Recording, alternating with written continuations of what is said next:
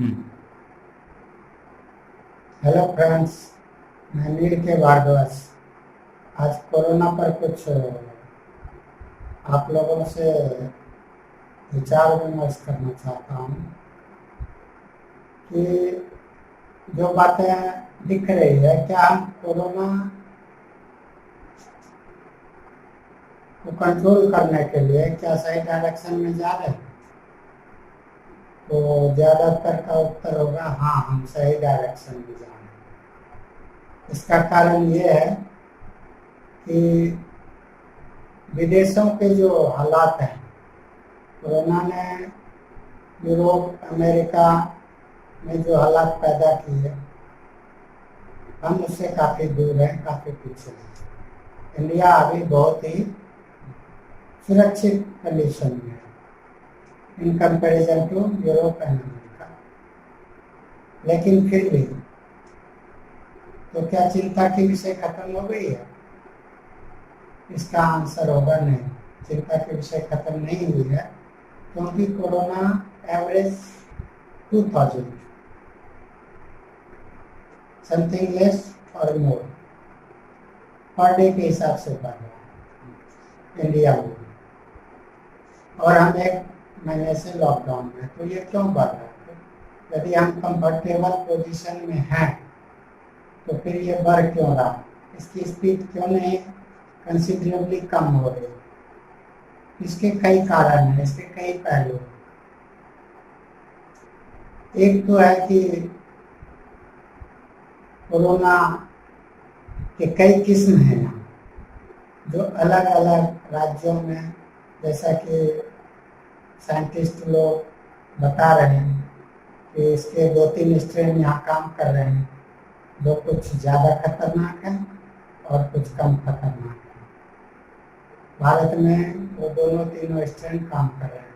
जहाँ ज़्यादा कैजुअलिटी हो रही है वहाँ बता रहे हैं कि वो खतरनाक किस्म के एल स्ट्रेन काम कर रहे हैं, और जो कम खतरनाक एस स्ट्रेन है जहाँ कम कैजुअलिटी हो रही है।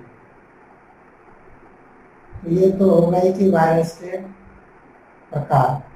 साथ में क्या है कि वायरस ट्रांसफॉर्म भी कर रहा है।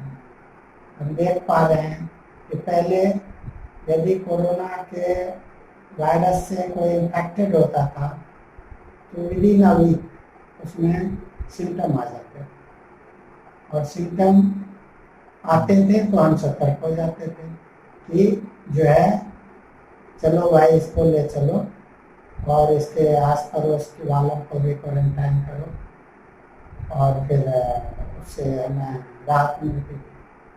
लेकिन अब सिम्टम भी नहीं आ रहे हैं और इन्फेक्शन वो कर ही रहा है बंदा जिसमें कोरोना है। ये बहुत चिंता की बात है। साथ में कुछ यदि आ रहे हैं तो कुछ सिम्टम ऐड हो चुके हैं, जैसे पीछे हमने पढ़ा कि पैरों में भी सूजन आ रहे हैं किसी को, तो किसी के और भी ऑर्गन्स जैसे कि टेस्ट है और हियरिंग है, इस सब में भी फर्क पड़ रहा है। और अब तो लगभग सिम्टम बहुत कम में ही आ रहे हैं, ये एक चिंता की बात है। दूसरा, तो हम कंट्रोल क्यों नहीं कर पा रहे? इसका कारण क्या है? इसका कारण है कुछ हद तक मैनेजमेंट तो हम कर ही रहे हैं हर स्टेटों में, but there are something mismanagement also. और वो मिसमैनेजमेंट किस सेक्टर में हो रहा है, किन लोगों के लिए हो रहा है? वो मिसमैनेजमेंट हो रहा है खास करके जो हमारे माइग्रेटेड लेबरर्स थे, उनको जो हमने रोक दिया जहाँ पे था,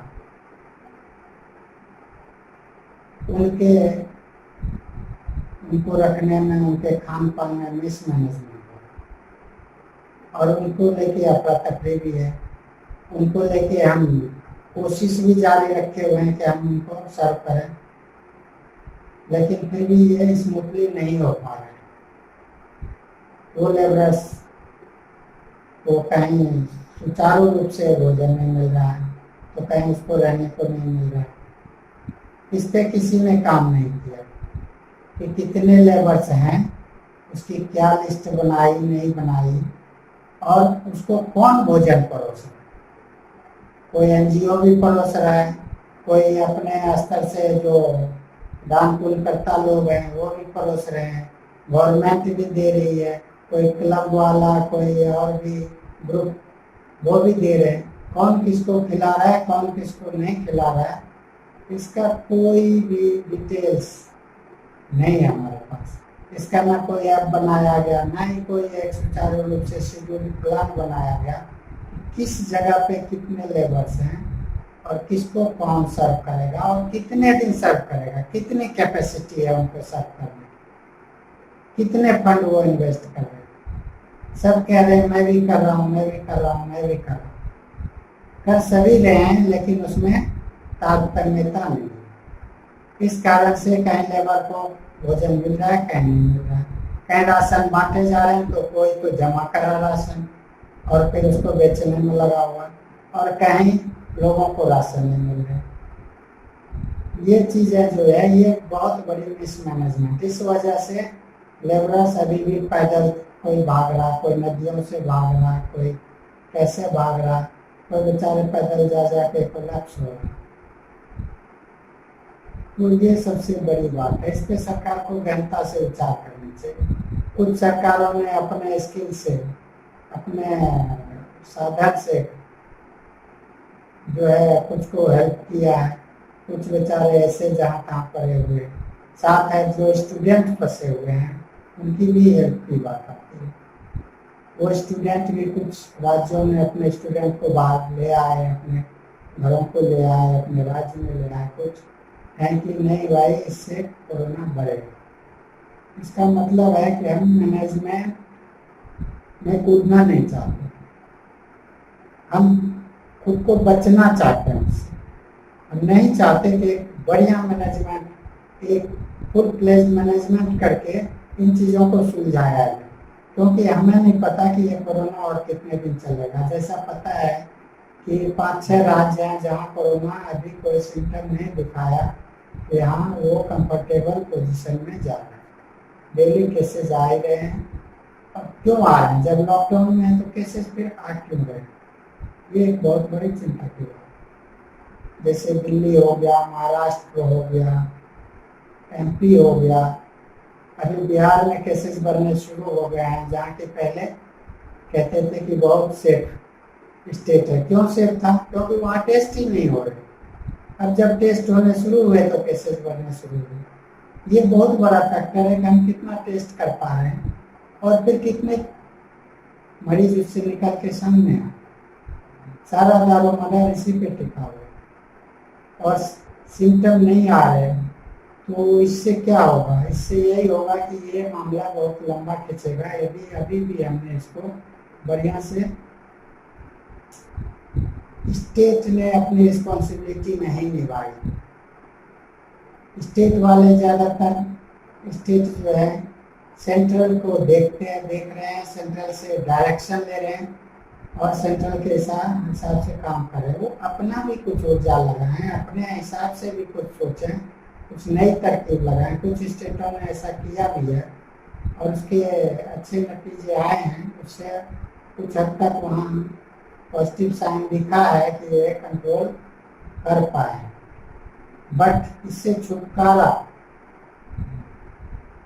सिर्फ लॉकडाउन उपाय नहीं, लॉकडाउन के साथ एक अच्छा मैनेजमेंट, एक अच्छी प्लानिंग भी चाहिए। अदरवाइज एक टाइम आएगा कि हम इस लॉकडाउन को झेल नहीं पाएंगे और बाद में हमें ढीला छोड़ना पड़ जाएगा और हम कंट्रोल से बाहर कभी भी जा सकते हैं, क्योंकि जब तक इस वायरस को हम जीरो नहीं कर लेते तब तक हम सेफ जोन में नहीं आ सकते। सबसे बड़ी बात है कि एक डर का जो माहौल पैदा हो गया वो हमारे इकोनॉमी को, हमारे लोगों के आम दिनचर्या को, लोगों के हैंड टू माउथ जो कमाई हो रही थी जिससे लोग खा पा रहे थे उसको बहुत बड़ा असर डालने वाला है। लोग दुकान खोल के बैठेंगे बट कस्टमर नहीं मिलेगा उनको। क्यों, क्योंकि उनके अंदर एक कस्टमर के अंदर एक डर होगा और इस डर को तभी दूर किया जा सकता है जब हम एक अच्छा मैनेजमेंट करें। अभी भी हम बहुत हद तक 50% हमारा जो है एनर्जी लग रहा है और 50% हम हाथ पे हाथ धरे बैठे हैं और इंतजार कर रहे हैं सिर्फ कि शायद डिले करते करते ये वायरस खत्म हो जाएगा। जब तक चैन टूटेगा नहीं, वायरस कभी खत्म नहीं होगा। अतः सभी गवर्नमेंट, जितने भी स्टेट गवर्नमेंट हैं और जहाँ भी वायरस से तेजी से बढ़ते जा रहा है, उससे गुजारिश है कि वो एक फुल प्लान बनाए, एक मैनेजमेंट का एक अच्छा उदाहरण पेश करें ताकि इसको कंट्रोल किया जा सके, इस चैन को ब्रेक किया जा सके, इस चैन को तोड़ा जा सके। दूसरी बात है हमारे पुलिस भाई लोग, वो भी संक्रमित हो रहे हैं। ये तो समझ में आता है कि जो भी ड्यूटी में लगे हों कहीं ना कहीं कभी न कभी संक्रमित होने के चांसेस उनके जाए।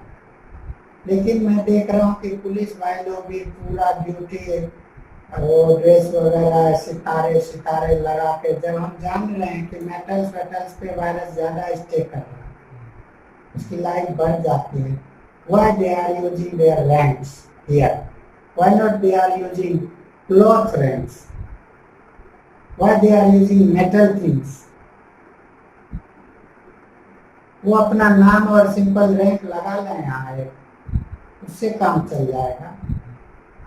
बैज वैज लगाने की क्या आवश्यकता है? उनको इस पे ध्यान देना चाहिए।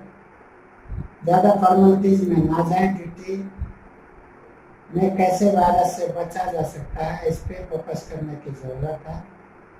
और कुछ स्टिक वगैरह आजकल तैयार हुए हैं, कुछ हमारे लोगों ने तैयार करके दिए हैं पुलिस बंधु लोगों को, तो check the papers from some distance, ये अच्छा चीज़ है, अच्छा अप्रोच है। ऐसे ही फिर वो अपना ड्रेस प्रॉपर यूनिफॉर्म बैज वैज स्टार लगा रहे हैं, वो सब इतनी आवश्यकता नहीं है मेरे हिसाब। वो सिर्फ अपना रैंक लिखें और वो लिखें और ड्यूटी करें। जितना कम से कम हो उतने कम से कम फॉर्मेलिटीज में जाएं तो बेहतर होगा। थैंक यू, आज के लिए इतना।